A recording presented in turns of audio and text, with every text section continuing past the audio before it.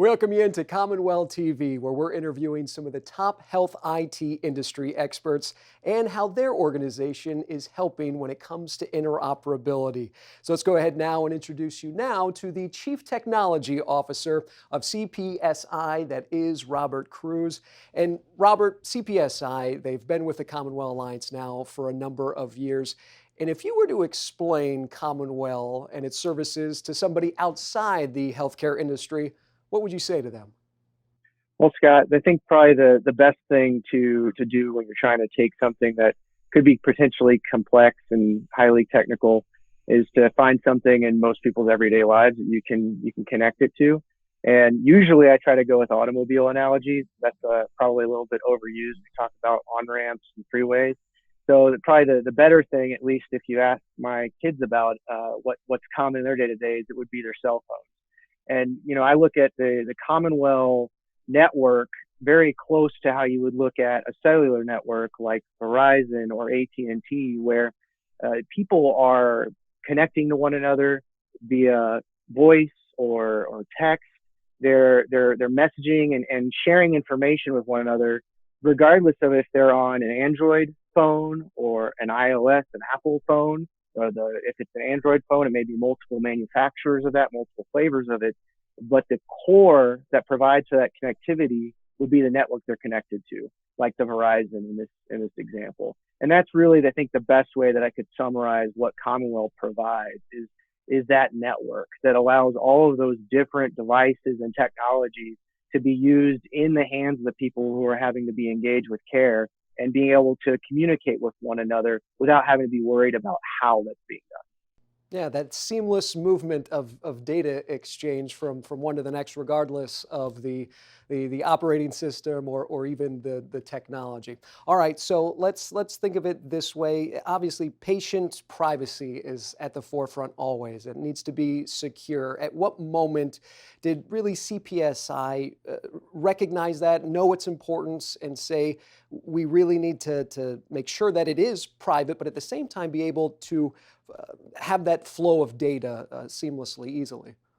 Yeah. So, I mean, for a very long time, obviously, since we work in healthcare, what really kind of differentiates us from other industries that have to engage with technology is the fact that security, privacy, and the kind of the intersection of those where consent comes into play are always a foundational component of anything that has to be done. And as you mentioned at the opening, we've been with CommonWell for a very long time. My organization is one of the founding members of the Alliance. And right out of the get-go, when we were very first early getting started on the discussions that would eventually turn into the services specification and the use case specification, consent, privacy, security, those were at the foundations of those conversations, just like they are in anything else that a very good steward of patient privacy and the laws that are required around securing that transactional data and making sure that we don't lose sight of how sensitive access to that information is. Those are always core components of anything that has to be one of those stewards has to have in any conversation. Robert, how do you see TEFCA really kind of making its way in assisting in CommonWell and care equality? Yeah. So TEFCA, obviously, you could look at it from a couple of different areas, and it would touch on both of the two conversation topics that we had today.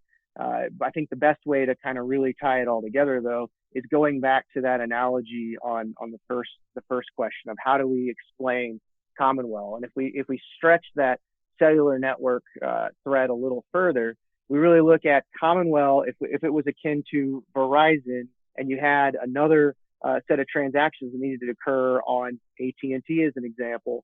CommonWell is one of those networks. AT&T or care quality implementers or QHIN under the Trusted Exchange is yet another one of those.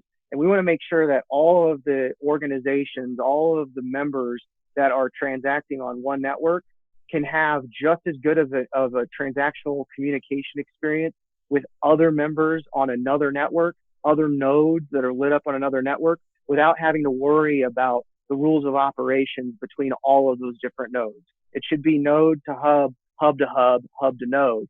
And that's really what we see as kind of the next step of the journey. Is we've already done a really solid job in a fairly short period of time with some very complicated scenarios. This is hard. Otherwise, if it was an easy problem, it would just be solved. Uh, Looking internally at how the CommonWell network allows its members to transact with one another. Now it's time to look outside at how CommonWell can communicate with other networks and provide the same level of user experience to members and organizations on our network to those across networks, and not have any sort of real barriers to exchange, because that's been the biggest problem, the barriers to exchange. And we feel that CommonWell is helping to resolve a lot of those technical barriers. Obviously, we have a lot of other barriers there when it comes to policy, when it comes to consent, and how those rights are appropriately protected. And that's where we see that the common agreement adding that additional framing around the exchange to make sure that the non-technical barriers are moved out of the way just as easily as we've managed with effort to move the technical. Well, knocking down barriers for a number of years when it comes to interoperability. He is Robert Cruz with CPSI, one of our very proud members of the CommonWell Alliance. And for more information on CPSI, as well as how you can become a CommonWell Alliance member, we invite you to log on to CommonWellAlliance.org. Good to chat with you again, Robert. You as well. Have a great day, Scott.